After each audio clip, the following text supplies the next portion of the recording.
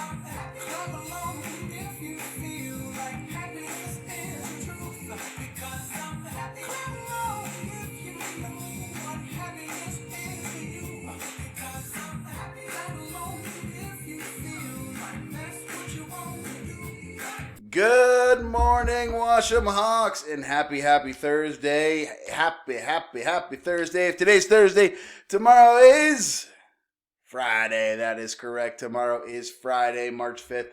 But today is Thursday, March 4th, and we are rocking and rolling only 2 more days of Booster-thon.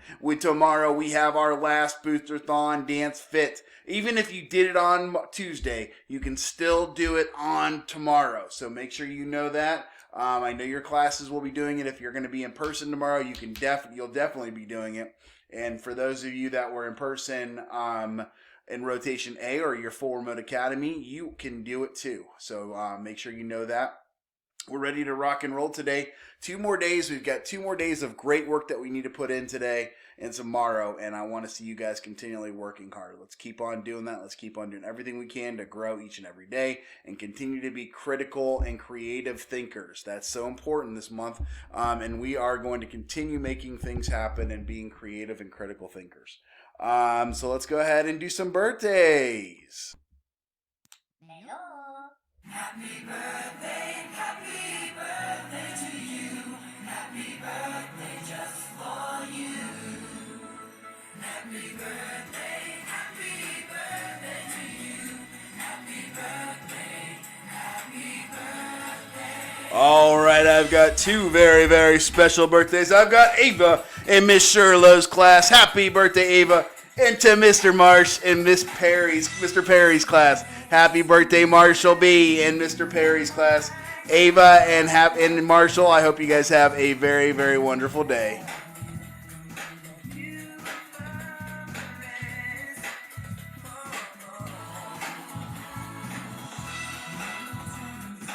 All right, let's go ahead and stand for the Pledge of Allegiance. Please raise your right hand.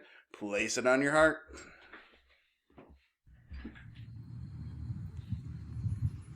I pledge allegiance to the flag of the United States of America and to the republic for which it stands, one nation, under God, indivisible, with liberty and justice for all. All right, you may now be seated. Let's go ahead and do your character pledge today. Ready, begin. Good morning, teachers and classmates.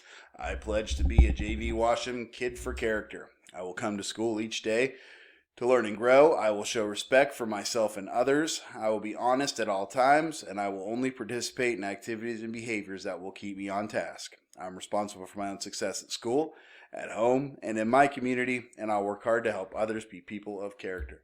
And as we talked about in the beginning of announcements, we are focusing on creative and critical thinkers in the month of March. And it is so important that we are creative and critical thinkers. Creative and critical thinkers are not born people. They are people that are developed, and they learn, and they learn how to be creative and critical thinkers. You can always do that, and you don't have to be just creative, and you don't just have to be a critical thinker. You can be both, and that's really the two go hand in hand. A lot of times we'll talk about people who are engineers or doctors or teachers or anybody, any job that you have to have solutions and think of creative ways to solve some problems. And there's always a problem in any position or job that you have and throughout life. So if you play football, there's ways to be a creative and critical thinker in football. If you play basketball or volleyball or soccer or you swim, there are different ways that you have to be a creative and critical thinker. If you're in Girl Scouts, I know you guys do a lot of critical and creative thinking, and same with our Boy Scouts and Cub Scouts. So, guys, it's really important that we do those things, and it's such an important part of our lives, being a creative and critical thinker, and that will, other than having grit, creative and critical thinking will move you the furthest. Okay. So what is a creative and critical thinker? It is someone who thinks before they act. They examine problems and seek new ways to find creative solutions. That's one of the most important parts of it. They examine problems and seek new ways to find creative solutions. They take care of themselves by eating right, exercising, getting sleep. They spend time with family and friends. They realize that in order to think creative and critically, they need to have balance. Guess what Mr. Tesco's working on right now? I am working on the balance part of it. In order for me to be able to be a creative and critical thinker as a principal, I need to have balance, which means I can't work all the time. I love my job, and I love it so much that I like to work too much sometimes. And so one of the things that I work on as an adult is that balance that I try to have on a daily basis. I don't succeed at it all the time, and most of the time I fail at it. But I learn from my failures, and I want to make sure you guys know that I'm working on one of these pieces for sure, and that's balance. And in order to be able to have a clear mind and have that clarity, in order to be a creative and critical thinker, you have to have sleep, you have to have exercise, you have to eat right. And so all those things are things that I work on and take care of myself, and also enjoy my time with my family and things like that. So that's what I'm working on as a creative and critical thinker. All right, so this month we are talking about creative and critical thinkers. Like I said, yesterday we read "I'm Not Just a Scribble," and I had a joke from my friend Nicole. And why is chemistry so fresh? Why is chemistry so fresh? Because of the experiments. You get it? The experiments. I love it. Good job, Nicole. Perfect joke. Today I have another friend that shared a joke with me that I'll go over with you guys here in a second. But before we do, we're going to read a book. This is a cool book. I hadn't read this one before today. It's called Box of Text. And so really good one, actually. I liked it. And so as I'm reading the book Box of Text, I want you guys to think about how does working with a team increase creativity and critical thinking. So it's that collaboration, which is working together, along with being creative and critical thinkers. So you're going to learn a little bit today about how working with others helps you be a creative and critical thinker. I know I wouldn't be as much of an outside the box thinker with some of my teammates. I have Mrs. Whitaker, and I have Mrs. Walters, and Dr. Dorgan, and Mrs. King, and Mrs. Reed, and all the front office staff, and all the teachers. We all work closely together and think of creative and critical creative ways to solve some problems that we have. And there's lots of problems that we have to solve, and lots of things that we have to work through sometimes. And that's definitely something that we work together on. And so it's important that we do that. And so as we read the book, I want you guys to think about how does working with a team increase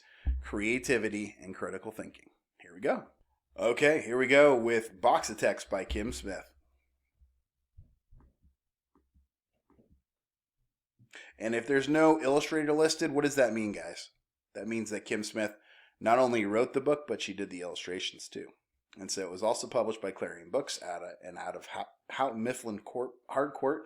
So thank you to them, and thank you to Kim Smith for allowing us to use your book. Meg was a box of tech. She loved to make things out of boxes. She loved making tiny houses, tall towers, and twisty tunnels.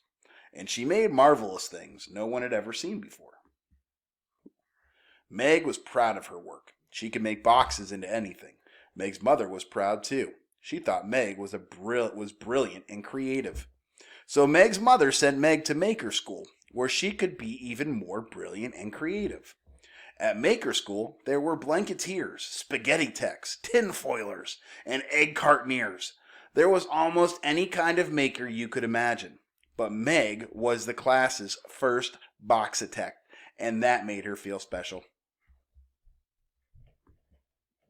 At school, Meg learned about boxitecture, and she learned how to make structures useful, strong, and beautiful. Meg loved everything about Maker School. Until Simone showed up. Like Meg, Simone was new. She was also brilliant and creative. Worst of all, Simone was a boxitect too. And she was already making things Meg had never dreamed of. In class, Simone would point out ways Meg could make her constructions a little straighter, more wind-resistant, less boring.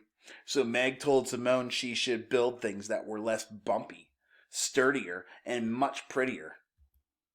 On the last day of school, the class's annual maker match was held to see who could make the most amazing things.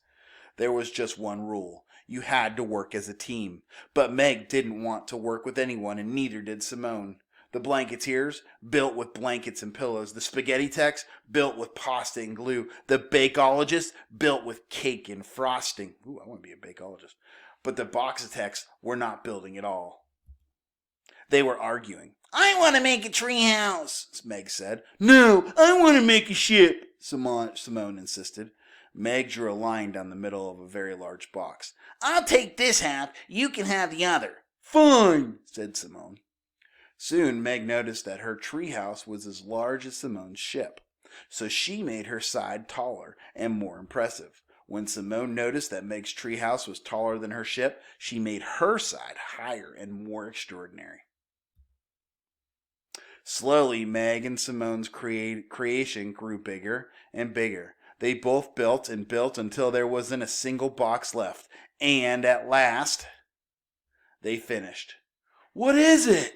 Asked a classmate. I've never seen anything like it, said another. The teacher said it looks like it might. Achoo! See that? A fly sneezing.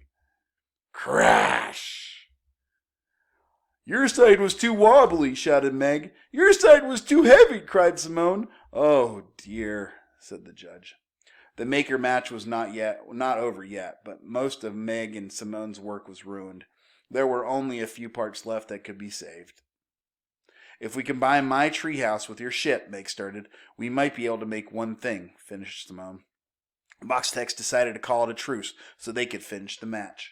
Working as a team, Meg and Simone quickly joined the remaining pieces together until they had created something new. Ooh, that's awesome. At the end of the maker match, the Boxitects had won first place, but they had a different way of making brilliant and creative things, working together. And they each gained a new friend. What should we make next? How about a buoyant bungalow or a motorcycle mansion? The end. All right, y'all, that was a great one. As you go through your morning meetings today, how does working with a team increase creativity and critical thinking? We saw it there. How would you guys do it? And have you ever had any experiences working with a team and making something that much better because you worked as a team? Talk about that too. All right, so our joke of the day is, what did the sea say to the sand? My friend Avery H. and Mrs. Alasko's class shared this with us. What did the sea say to the sand? Awesome. Teachers, just a quick reminder to put on your Boosterthon video right after this. And I have a very special announcement from our Boosterthon friends. Let's get a drum roll, please. Fifth grade has earned, this might be the fastest I think you guys have ever done, fifth grade has ever done this. Fifth grade has earned their color run. Woohoo! Good job, fifth grade. We're going to give you guys more information about that. It won't happen like this week, but it will happen in the near future.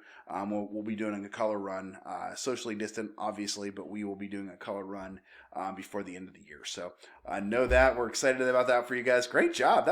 Like I said, I think this is the fastest fifth grade has ever gotten since I've been at Washam, has ever gotten their color run. So great job, guys. I'm very impressed with that. Have a very wonderful, wonderful Thursday. We will see you all tomorrow, Friday.